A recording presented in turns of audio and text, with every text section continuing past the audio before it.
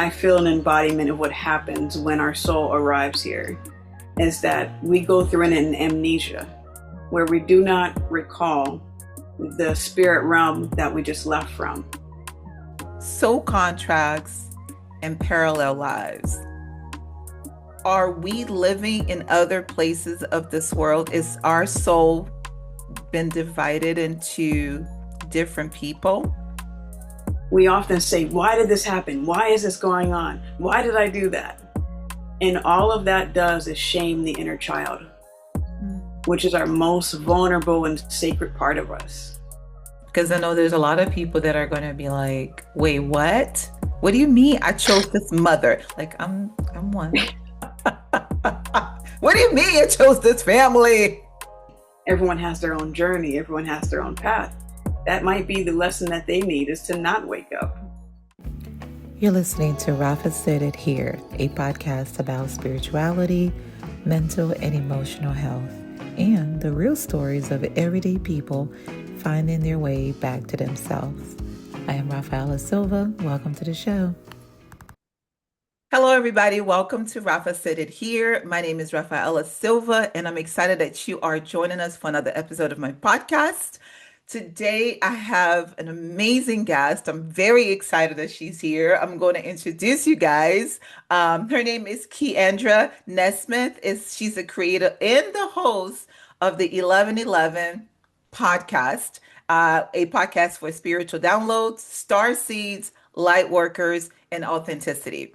Keandra provides donation-based wellness counseling and has a Master's of Arts degree in clinical mental health counseling. Keandra's holistic practice, full circle counseling, helps those on a spiritual journey by integrating traditional therapy with intuition-led services. She's also a skilled musician. She's self-taught and also teach others how to color outside the lines. As a producer, Keandra has created over 200 instrumentals and has projects that can be heard on SoundCloud. As an artist, Mary J. Wanna has a substantial following and an EP on iTunes by the title Christmas Time. Keandra served as a committee member in the Tau Beta Sigma National Honorary Band Sorority, holding the office of historian for 3 years. Woo, girl! Welcome!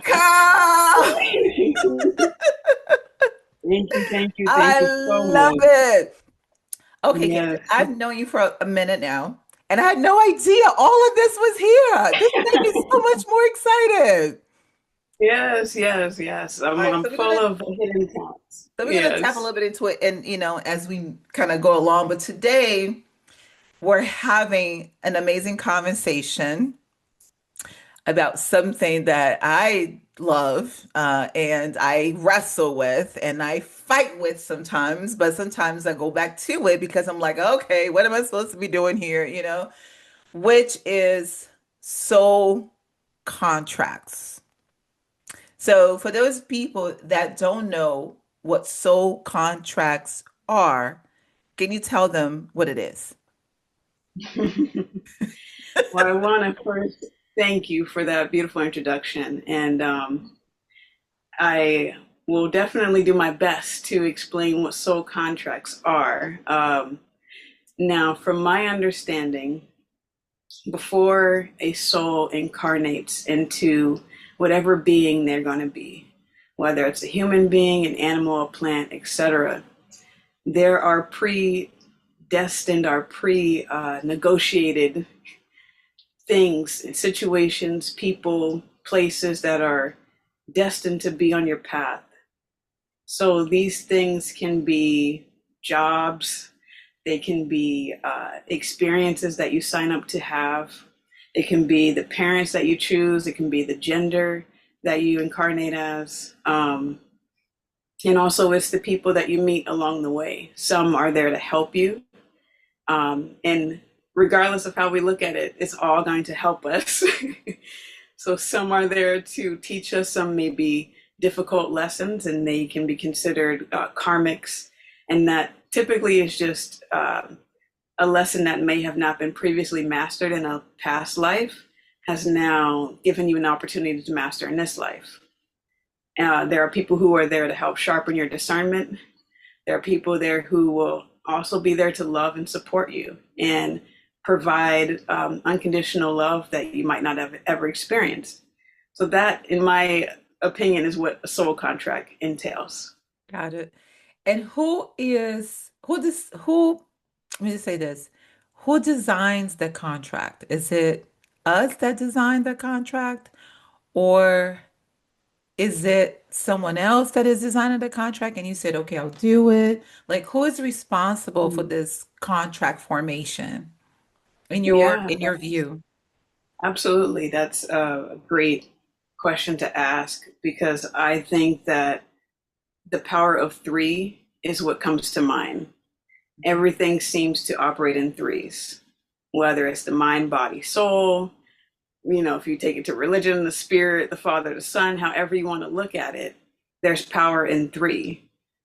So I think that it is the universe and yourself and the other party. I think that the contract, just like entering a job or signing any type of contract, you make a purchase, whatever it is, the contract is drafted by someone else. In this case, the universe could draft this contract, but both parties have to agree on the terms in order for it to be in progress. So I think that both parties have to sign up for this and say, yes, I agree to the terms and conditions. I've read the fine print and I'm ready to do this. Got it. So is the universe your soul, and who is the third party? The other entity involved, whether that's an environment, whether that's a person, whether that's, whatever lesson it is, I think has a representative, that signs, if you want to Got it. call it that. Yeah. So would you say that the third person could change along the journey? I think probably not. Okay. Maybe. I think that if it does change, it's also negotiated in the contract. Hmm. Contracts can be revised, they can be changed, they can be altered, they can also be, torn up and just like discredited or discounted. So I think the same will go true for the soul contracts as well. Got it. We're going to get into that in just a second too about the changes of contract. But so the terms in a contract, right? Um, are there some parts of the contract that is like, okay, this has to be this particular way? And then there are some things that are not in the contract where we get to kind of pick and choose. In other words, is everything we live in fate, or are we just executing parts of it day by day in case, do you Yeah. know what I mean? Like, is it Mhm. all fate, or is it like some things are there no matter what? Like, I have to complete this. That's what the contract Mhm. says. But then there are things that we kind of get to choose as we're here. So is there such thing when it comes to soul contract, something like that? Yeah, I would say it's a combination of both. Okay. I don't think anything exists in absolute. So I think that it's a combination of both. And because our number one principle as humans is our free will. So I think that fate is what you make it, your destiny is what you design it to be. I think there are things that are more set in stone, as in, like, these are going to be your parents. You don't get to choose them in your human existence, but you do choose them on the soul level. You know, um, that's something that once it's in play, I don't think can be altered. And the same goes for like the life experiences. So if you are, you know, having certain situations with your parents, whether you lose a parent or you're in an orphanage or whatever the case is, that's also part of the dynamic that plays into it. Um, but I think that as far as like, are there certain things that can't change or have to be a certain way? I think that there are some phenomenons that are just unexplainable. That's just like, there's no way this could have not happened, or there's no way this should have happened, and then it does. So I think those are those rare cases that it's like either uh, there's been an intervention, whether, someone was supposed to exit this realm, but they decided to continue, or, a situation where, I mean, there's so many avenues of that. So I feel like nothing is set in stone, but yet things are. And I think it goes back into, um, if it's going to be for the greatest expansion of the universe. Because at the end of the day, that's what we're here for. We're here to love and we're here to expand. So if it's going to help the universe expand, I think it will. And there's always different timelines that we can choose. There's always a different future. There's always a different path that we can align to. So it's never like it has to go this way. And just like I use the GPS journey, for example, of, the destination might stay the same, but the path that we take to get to it can always be rerouted. Got it. I love the idea of the different timelines.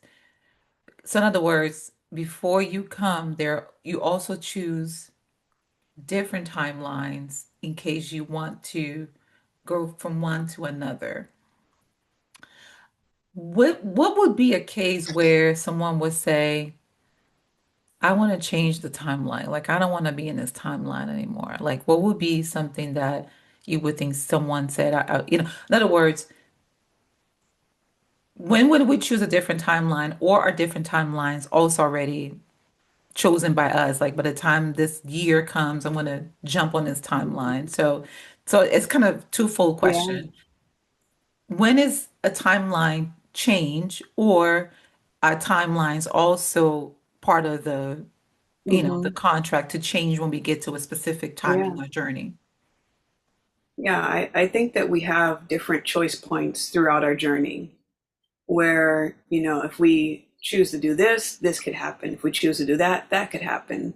So I think that those navigate the choice points, the timelines that we have. Do we choose to live here? Do we choose to go to this school? Do we choose to, marry this person? Whatever the case is, that changes the trajectory of that existence. Um, and so I think those can be like milestones of what happens. And I do think on a soul level, we have already agreed to certain timeline shifts. So I think the other part of the question was, do we choose, or is that already napped in our contract that we have these timeline shifts, or when do these timeline shifts happen? I think that the other time that they can happen are whenever we experience traumatic events, whenever we experience an upgrade in our evolution. I think that those have pivotal times to change the trajectory of our life. But again, that kind of goes back into the contract of, did we already agree to experience this trauma at this time? So I think that it's one of those and both type of things where both things are true. And because we do have that choice, we do have that free will of, will we learn these lessons now, or will we need to repeat this course? I think that that all goes hand in hand. And because we are so multidimensional and so expansive, it makes sense that we would need more time to evaluate and process these things. Um, but it goes again, is it part of the process that someone might continue to need to repeat the process? So I think that there's a grand scheme and purpose in all of these things. And yeah, I think that as far as the timeline shifts, they are both in our contract and can absolutely be adjusted by life events. Got it. For someone that's listening, who will be listening, or who is listening, because by the time they they hear this conversation, it will be already posted. For those that are listening right now, what would you say to them? Because I know there's a lot of people that are going to be like, "Wait, what? What do you mean I chose this mother?" Like I'm one.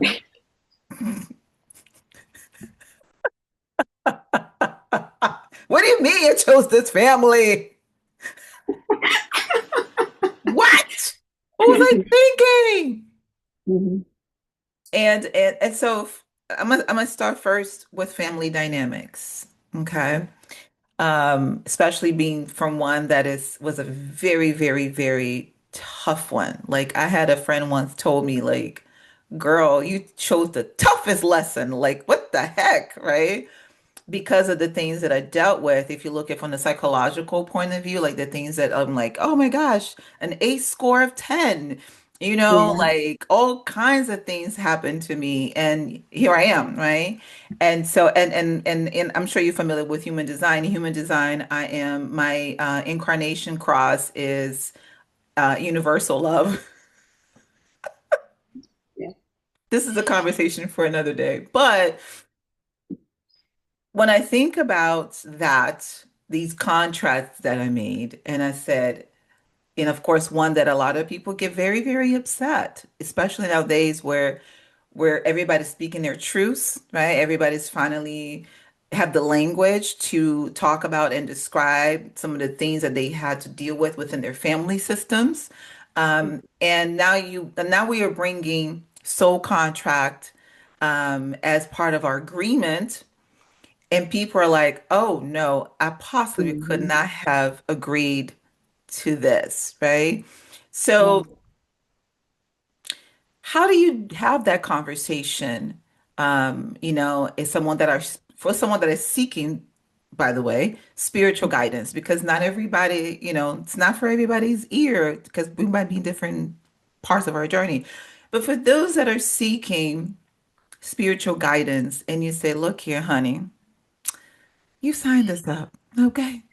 Like, how would you support that? Like, especially when they come from a very abusive family dynamics. Absolutely. I 100% understand and agree. Yes. Um, One of my best ways of explaining or communicating something, I tend to be more of a visual and kinesthetic learner. So when I can understand something that is almost not related, can help me understand something that it is related to. So one of my favorite movies is The Matrix. Nice. And nice. And in that movie, The Matrix, is this, I feel, an embodiment of what happens when our soul arrives here, is that we go through an amnesia where we do not recall the spirit realm that we just left from. And so, very much in the beginning process of Neo awakening to the reality of what was actually real, there was a whole process. And naturally, that can cause cognitive dissonance where you feel betrayed, you feel lied to, you could feel sick, you could feel ill, you could feel depressed. I mean, there's no right or wrong way to feel. Every feeling is valid. So for anyone who's waking up to this understanding, I would just tell them to be very gentle with themselves. And that at the end of the day, it's what you decide to believe. Just like Morpheus says, you can take the blue pill, you can take the red pill, you don't have to believe any of this if it makes you feel uncomfortable or however. Now, for those who want to challenge that energy and go forth with it, that opens up a new door to ask what could be the reason for choosing this. And one of the things I like to tell my clients and just people in general is when you're trying to find a root answer, we often say, why did this happen? Why is this going on? Why did I do that? And all of that does is shame the inner child, Mm. which is our most vulnerable and sacred part of us. So reframing the question from why to how come brings a whole different energy and a whole different attitude. So instead of saying, why is this happening? Why did I do that? When you say, how come this is happening? How come I made that choice? How come I would have chosen this path? I think it breathes a little bit of grace and a little bit of energy that we can give ourselves and feel. So I think that anyone that wants to understand the reasonings behind their soul needing to garner all this strength. Just remember that the toughest battles are given to the toughest warriors. So all of this has purpose, and nothing happening on your path is in vain. It all ties in together. And we may not fully understand the fullness of it here, but it is something that we knew prior to coming here. Got it.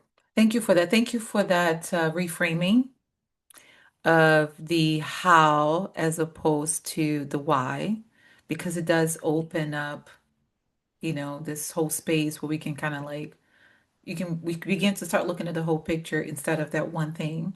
And so I think that's very, very helpful. It's an inquiry, like how. And let me ask you this, because this is something that came to me this past year during meditation. As I was meditating, I was able to go back to nothing, like I reached a point of zero. And it requires, like going into meditation without any type of um, no questions, nothing. You're just sitting there just to sit there, and you allowing every single thought to kind of pass through you, like without judgment, without trying to understand why. You just kind of sit there and just be. And so one day doing meditation, I all of a sudden there was nothing, like nothing. The nothing was there, and it's kind of hard to describe the nothing because it's nothing, but it's still I was still able to experience the nothing, right? Mm-hmm. Um, and when I came out of it, one of the things that came to my mind was, and I want to get your perspective on it, um, that yes, we agree to the expansion, but and this is kind of ties in for those that are also like when you mentioned in the beginning, um, there are many people that are here. Some people are helping you expand. Some people are here to show you unconditional love. Some people are here to help you with some lessons. When I came out of the meditation, one of the things that came to me was some people are not doing their part of the contract. Mm-hmm. And it was a very like, whoa, what do you mean? Right? It was like my brain just, what do you mean? Some people are not honoring their part of the contract. And so my question to you is this, with all of that that I just described in mind, do you think that some of the atrocities that we're living, and even some of the things that we went through as children, do you think that people that agreed to the expansion went too far and did not honor the contract? And are people out here doing things to other people that is not part of that contract? They're going a little bit too far. Yes, thank you for sharing and thank you for forming that question. I would agree that there are entities and energies that are not fulfilling their part of the contract. And to that, the simplest answer I have is if you are hired by a company and you sign a contract and you do not fulfill that contract, you are fired. You are fired. So I feel that for those who are not honoring their bargain of the contract are being replaced. So yes and no, as far as the atrocities happening on earth right now. Yes, it is because of the result of people not fulfilling their contract. And at the same time, it is part of the plan. It's just taking another route to get to the same place. So the energy is being shaken up right now. There are different players entering. It's just like, watching a sport. They change them out. Like, hey, you're going in, get off the bench. We're getting these people out of here. So there's energy changing up. And another sacred text that comes to mind is for anyone who, and I'm not really a religious person, but I do study different religions. And one of that is the sacred text that describes the Israelites moving out of Egypt. They were held in captivity for many years and they eventually rebelled. And that's the story of Moses parting the Red Sea and all of that. And so in that journey, they were destined to only have an 11-day journey to get to the promised land. However, it took them 40 years of wandering in darkness before they reached that land. And again, the way these timelines shift is because of our attitude, our choices. The entire time they were so fearful. They wanted to go back to Egypt where they were slaves. And then they wanted to also complain the entire time that they were in the wilderness. So they still eventually got to where they were going. It just took them an extra long amount of time to get there. So the way I choose to see it is that the highest timeline is always going to be in effect. They needed those 40 years, perhaps. If they had gotten there in 11 days, they might have not appreciated it. They might have taken it for granted. They might have invited the Egyptians who just had them in captivity to join them. Who knows? So I think that when we see these atrocities happening in the world, I go back to that reference point of remembering that at the end of the day, the destination remains the same. It might take us longer to get there, it might take us shorter. However, I think us remembering that we have the power at any point to change the dynamics. At any point, we have the opportunity to make a change. And so I think that things are probably going to speed up this year just because it is the year of the fire horse. And I think that energy is really like kind of ramping up a little bit. And it's ironic because the story of Moses keeps coming up. And during that time where the Israelites were wandering, they had to stare at a wooden snake in order to be healed. And we just came from the wood snake year. And I'm just like, it just seems so phenomenal, I guess, because it's like all of these energies, all of these stories, they are told for a reason. There's an energy to them also. And so I think that this year is probably going to see a lot of different things getting burned down to the ground, for lack of better words, and different trailblazers coming about. So to long story short, I guess to summarize that, I would say for those who do not fulfill their part are replaced. And things have to be reorganized, and it can take time before you start to see different things move. And I will add just one thing that is probably part of the lesson as well for those who do not fulfill their contract. That in itself could be a lesson. So say, for example, someone is supposed to fulfill their contract. The lesson for the receiving end who's not having that entity or whatever fulfill their role, the lesson could be to learn to walk away. The lesson could be to let go, so it's like twofold. There's always an undercurrent event that's happening.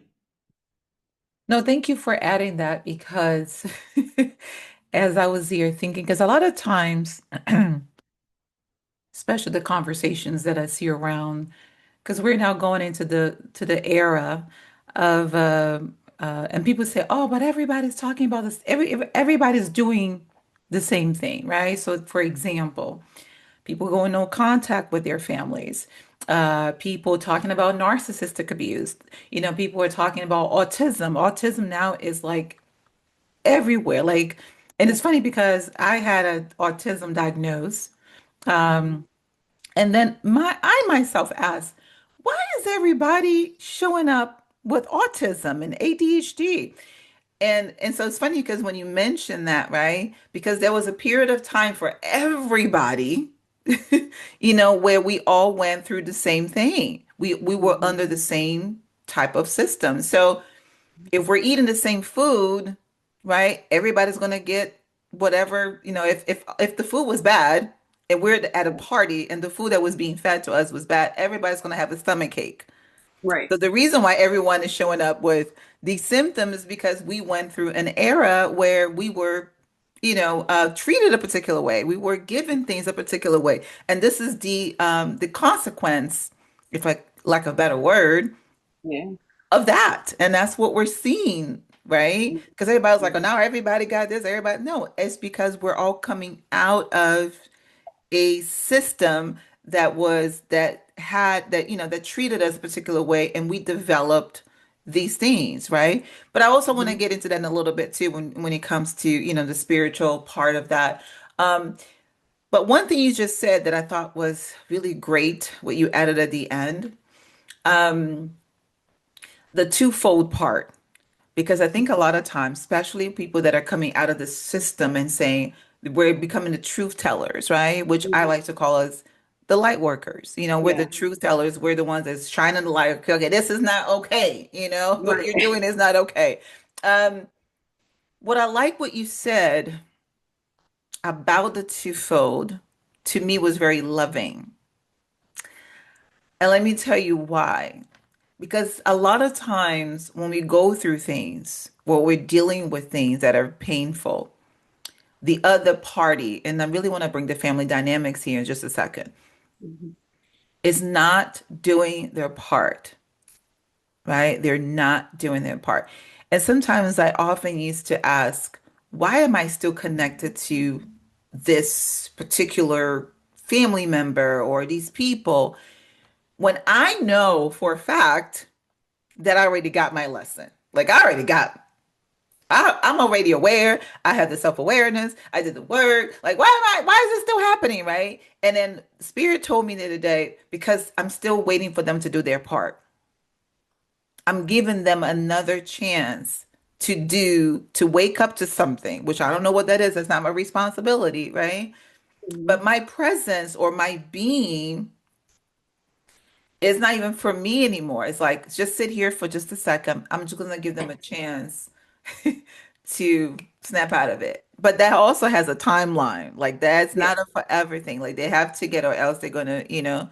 So I Mhm. wanted to say thank you for sharing that because a lot of times sometimes we just put it all in ourselves. Like, what else am I to learn? No, you've done everything. Now Mhm. we're just waiting for them to snap out of it. But it ain't gonna be forever. Trust, right? Right. It's Right. not gonna be forever. So thank you for talking about the twofold because I think a lot of times we forget that we're part of the whole puzzle. Yeah.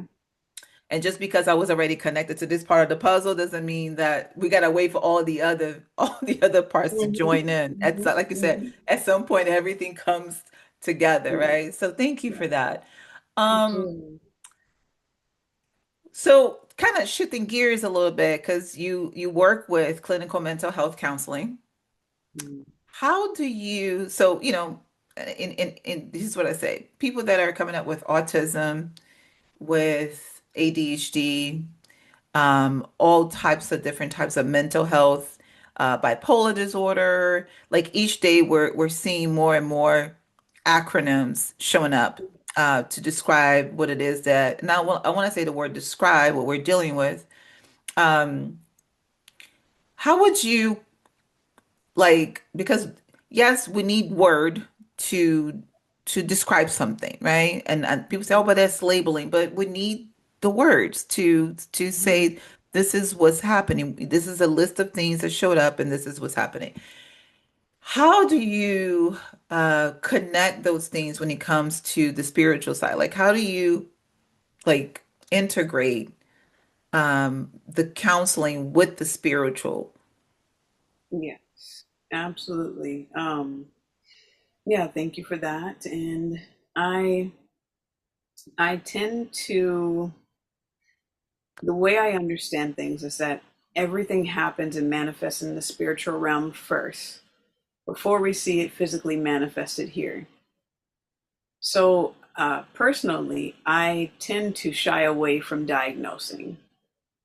Just in my own field, it is helpful. I do agree with having language and having a way to communicate, especially to other professionals. That's the system and that's the wording that environments understand. So you do have to speak the language of the people when you go into certain places. But as for me, with my own integration of spirituality and mental health or therapy, it's really taking it at a holistic approach of seeing more than just your diagnosis or more than just uh, what's happening in this moment. You know, it's everything. It's like we talked about family systems. How were you raised? What's your work environment like? How's the love that you have for yourself? You know, all of these things combine. So the way I integrate it is really seeing the person in front of me as a spiritual being. And you don't have to be a spiritual person to acknowledge that.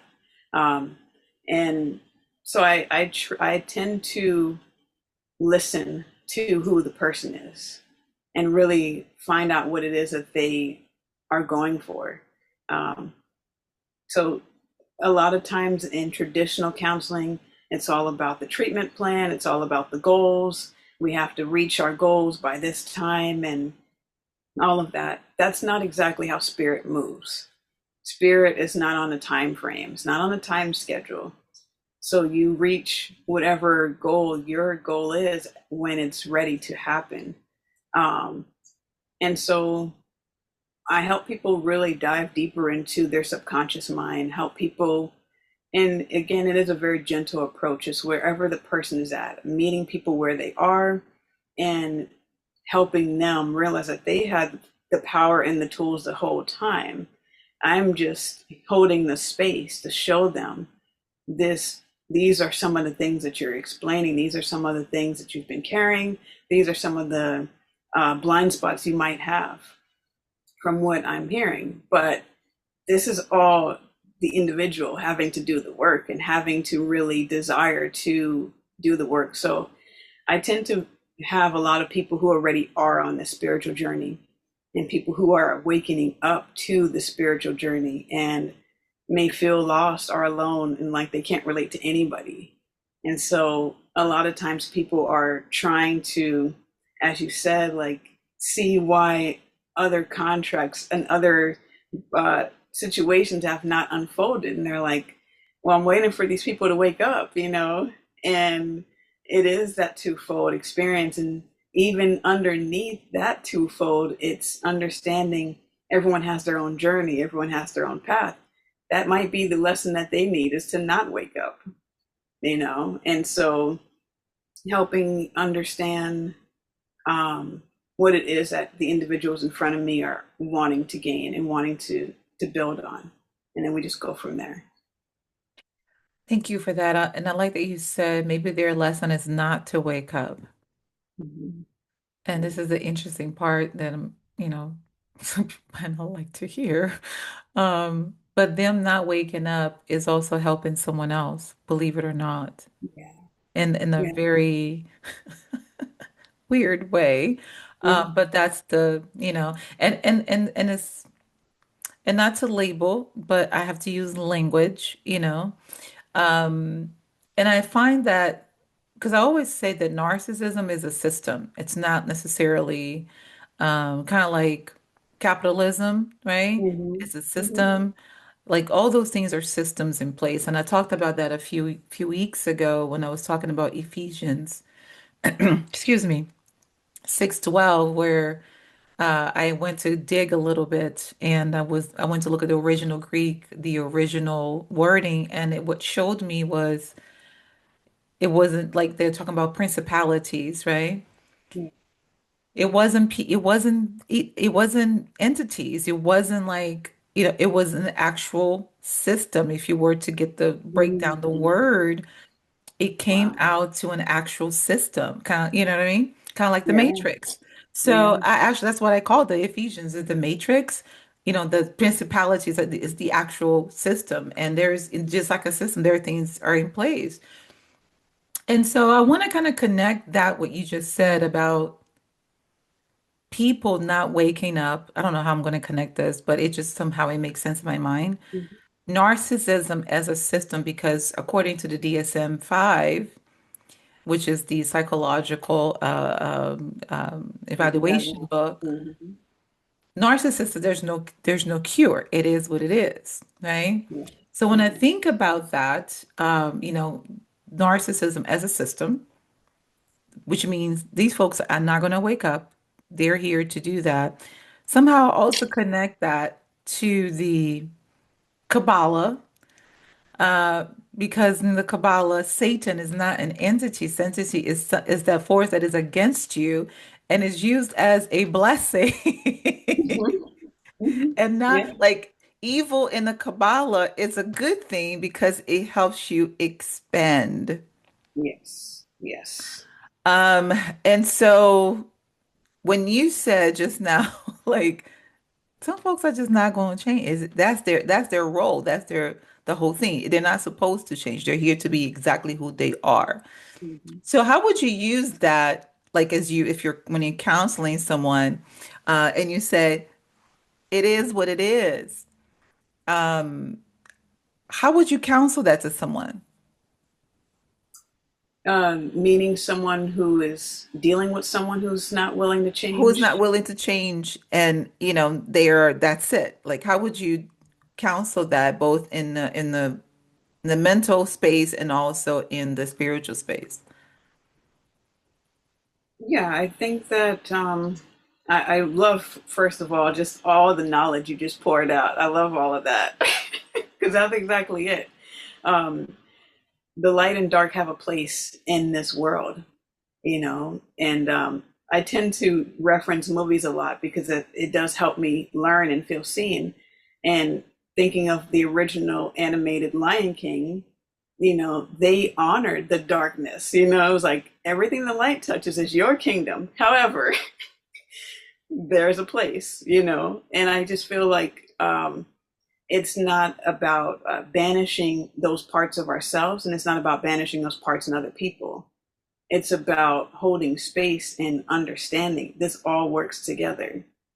So for those who are dealing with situations that are those soul contracts that are not fulfilling their role, I would ask a bunch of questions first to understand what it is that they want to gain out of this. Because another fold potentially is that sometimes walking away, once that person who is fulfilling their contract walks away, it can actually trigger the other person to fulfill their role. So there are many different ways that this thing works and intertwines. So I would start by just wondering and inquiring what is it that they want to gain out of this? Do they want to have this connection?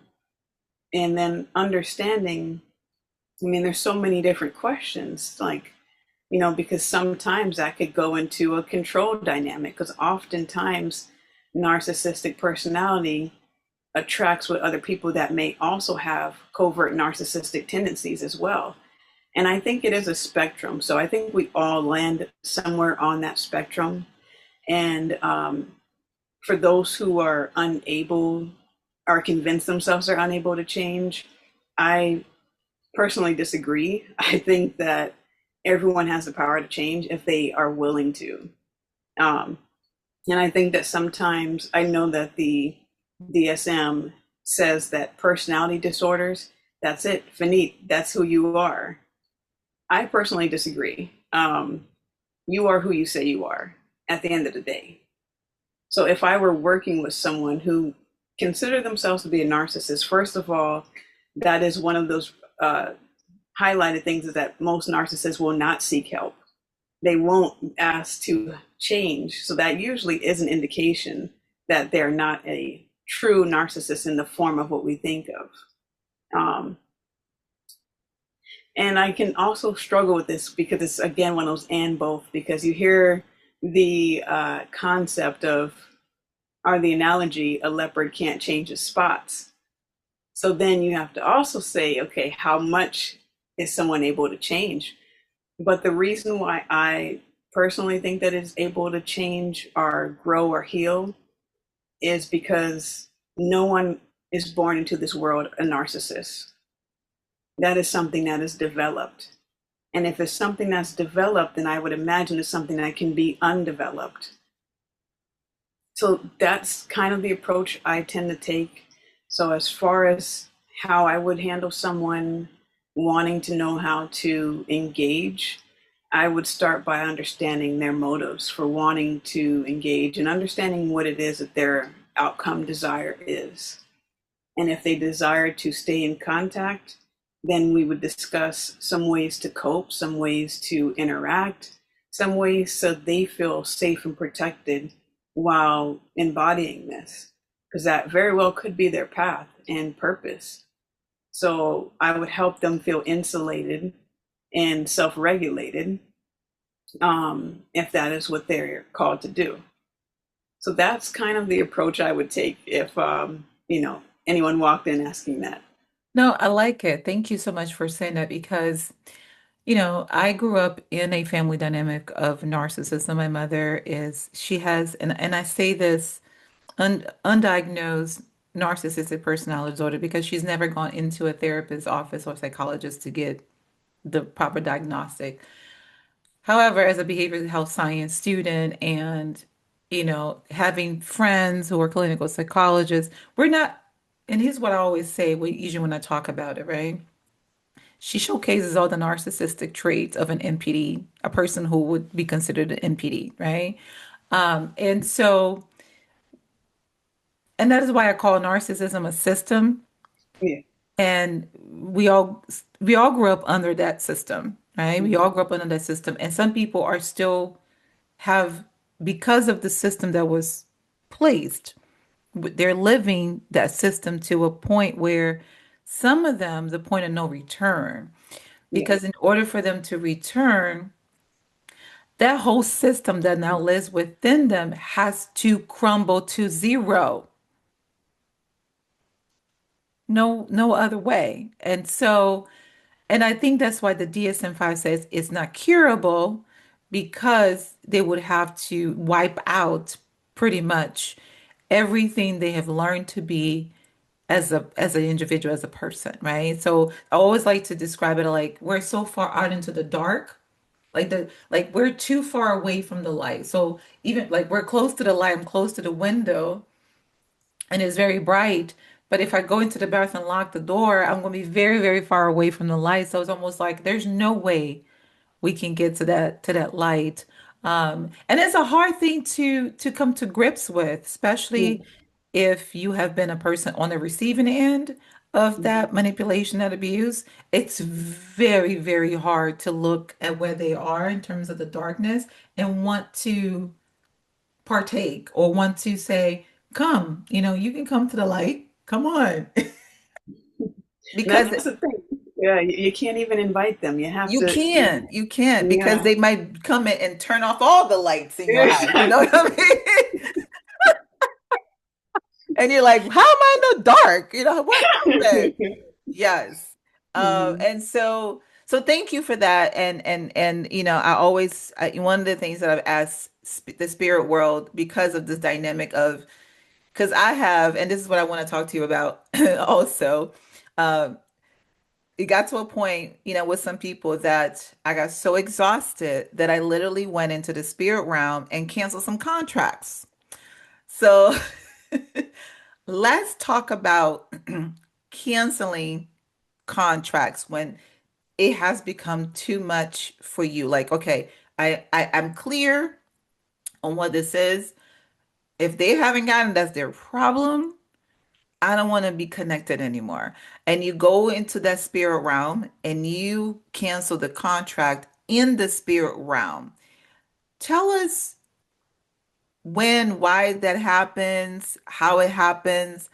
I know I've done it my way, but what is the proper way of like when should you cancel a contract and when is the proper way and how is the proper way to canceling that contract? Yeah. I love that you've already had experience with this.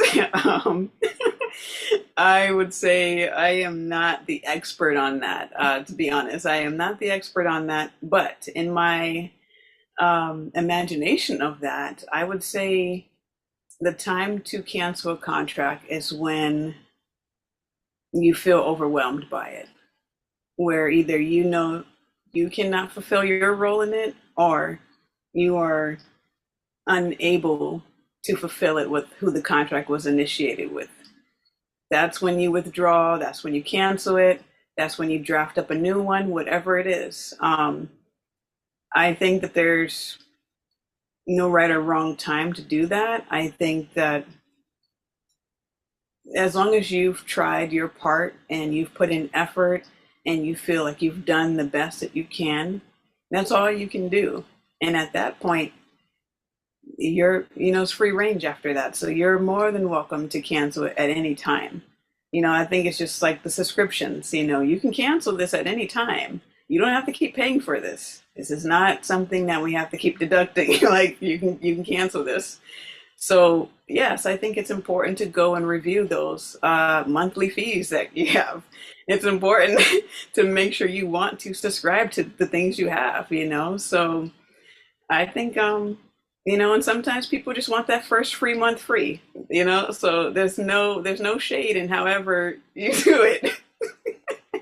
So that's what I would say to that. Or sometimes they might come back later and resubscribe. Right? Yeah. And that's fair, that happens. And and just to be, and that has happened to me where I have canceled a contract, Mhm. but my guides were like, well, there's just a few more things that needs to be Yeah. reevaluated here. And I kind of like I like to say created an amendment to the Hmm. contract because it was just an amendment. It wasn't like we're reliving this again. You know what I mean? Like it's an amendment. It has an expiration date, and you got this much time to figure this thing out. Okay, if you don't figure it out, I'm out. I'm out Yeah. again. Um, so thank you for that. So I want to switch gears just a little bit, and I want to ask you this question when it comes to um, soul contracts and parallel lives. Mm. Um, are we living in other places of this world? Is our soul been divided into different people? Mm. Does that happen within a soul contract? Mm. I would say anything is possible. Um, but in my feeling base of it, I would say not so. Okay. I think that a house divided can't stand. So I feel like Mhm. if there are parallel versions of us, I just think that it can get really messy and really entangled. And I don't think that's what the universe wants. There's enough confusion, there's enough different things happening. What I will say, though, that can feel that way is the fragmentation process that each individual experiences once they incarnate here and they feel the divide of the harsh reality of being in this earth school. And we have to fragment. We wear masks, we are inauthentic, we people please, whatever it is. And then we have these different sides of ourselves and our psyche. We have these different attributes we show one place and different attributes we show another, and all these different things. And it's what has caused a split within the whole. So the journey back to ourselves is pulling those pieces and becoming whole again. So that could feel like a parallel reality view because some of these parts of us have their own agenda, have their own personality, have their own goals, mindset, and they don't always agree. So you can feel in conflict against the very things you want because of these inner workings. So I think that that could feel like you have parallel contracts because you have these inner workings within yourself that are not all agreeing on the same thing. So you could feel pulled in many different directions, and you could feel like you're betraying yourself because of this feeling. So that's what I would say. Now, beyond here, I do think we go to other places, other dimensions, other galaxies, other realities, other realms. Depending on what we've learned and gathered here, I think will take us to our graduation and where we go after that. So I think that in that regard, yes, there are other versions of us, but I don't think they exist simultaneously all at once, because I don't think that that would be conducive to our growth and path here, because it is already so much we deal with as it is. So I think the most simplest way would be to understand that we've had these protector parts that come out, especially when we've experienced abuse or trauma or anything that's hectic and we're trying to cope. We fragment into multiple versions of ourselves, and that can feel like you're living different realities. And I think the one of the goals is to help bring all of those pieces back into a unified whole, the light, the shadow, etc. I really like that. I was actually able to kind of see that as you were talking. It made me think about also internal family systems, how we have all these parts of ourselves that is kind of like, like I did a podcast the other day where I talked about who is showing up to the table. Like when something happens, who's getting upset? Is it the child? Is it the teenager? Like a lot of times we don't think about that, right? And it was interesting because when you talk about bringing that back together, like for me, it's funny all the years that I've been doing this work of healing and inner child work, I never addressed my teenager Mm-hmm. ever until the other day when something happened and I got triggered and I'm trying to deal with the toddler, but it's not the toddler that is, and I realized that my anger, the anger that I hold inside because of all the things that happened to me, was my teenager that was angry. It wasn't my toddler. It wasn't, it was a teenager that was pissed. And the moment that I was able to acknowledge that part of myself, here's where integration comes in, that anger began to subside because now I gave it a voice, right? And so I like that you described that because the house in a way, I wouldn't say it's divided, but it's fragmented, as you mentioned. And we need to put those pieces back together because of different things that happen in our lives and everything. So I love that as opposed to having a parallel life because I used to always, when I first was interested, I'm like, what am I doing? Where somewhere and doing what? Like, am I living? And and that's a good thing when you say, I'm glad you just said that because if we think in the parallel lives and that parallel life is doing something that is way better than what I'm doing over here, oh, I don't want to live this. I want to go live there. What? No, bye. I'm going to that life over there. I'm not staying over here at all. Let me find out. Right. I'm living large somewhere else. You know what I Yeah. mean? Yeah. So I'm Mhm. glad that I really liked what you described, and to me, it makes a lot of sense, and and I want to take what you said, us being part of that one source, um, that all of us are fragments of that one source, that one energy. So whether we do or we don't, if it's a yes or no, pain or no pain, it's all going back to that Mhm. original source. Now, I know you mentioned that the soul contract is made with the universe. Mhm. The way that you view the universe, is it as an energy form, or do you view the universe as God or creator, or or are those three things for you separate? Mhm. Yeah, that's great. Great, great. distinguish there.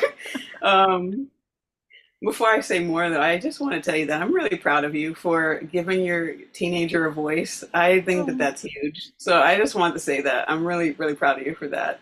thank you. You're I held welcome. her very close. Like that day that I Yeah, found out, and then what I said to her, come here, baby. Let me hold you. I didn't even ask no question.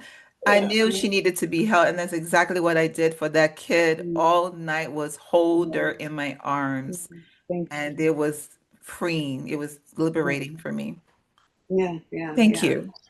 Of course, absolutely. I tend to use the word the universe interchangeably, I guess. I see it as an energy, but I feel like God, creator, source, whatever, I just look at it as love, and you doing the work, me doing the work, whoever else is out there doing these very challenging things and choosing to operate with love, that to me is the universe within. That to me is source consciousness. That is God. That is the embodiment of everything. So that's kind of how I look at it. The universe is source. It is God. It is love. It is Allah. It is whatever you want to call it. Um, at the end of the day, is it love? That's what I ask. But for the sake of the contract, I will say that source is creator Okay. because it's creating the contract and it's creating the timelines and the trajectory. It's helping us be co-creators as well. So for the sake of the soul contract, I would use the universe synonymous with creator.